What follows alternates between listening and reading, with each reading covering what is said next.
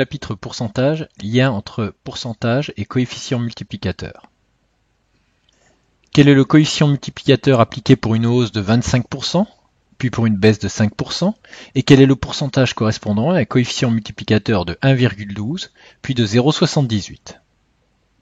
Si on applique une hausse de t% à une valeur V, on va donc effectuer le calcul suivant, V, auquel on ajoute t% de V, donc multiplié par V. On peut ici mettre V en facteur dans cette expression.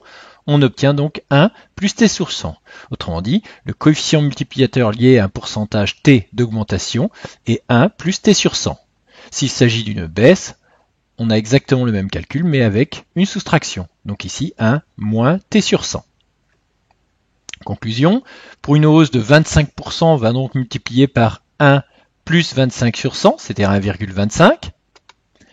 Ce qui signifie que pour obtenir directement la valeur finale, après une augmentation de 25%, on peut effectuer le calcul direct en multipliant par 1,25. Pour une baisse de 5%, on va donc multiplier par 1 moins 5 sur 100, c'est-à-dire ici 0,95. À noter que pour une hausse, le coefficient multiplicateur est supérieur à 1 et que pour une baisse, le coefficient multiplicateur est inférieur à 1. Pour retrouver le pourcentage à partir du coefficient multiplicateur, on va donc utiliser ce qui vient d'être trouvé, c'est-à-dire que le coefficient multiplicateur pour une hausse par exemple est 1 plus t sur 100. Si on isole t dans cette égalité, on va donc avoir k-1 égale t sur 100. Autrement dit, pour obtenir t, on multiplie par 100, donc k-1 fois 100. Pour passer donc du coefficient multiplicateur au pourcentage, on enlève 1 et on multiplie par 100. Autrement dit, le pourcentage, c'est l'écart entre le coefficient multiplicateur et 1 multiplié par 100 pour se ramener en pourcentage.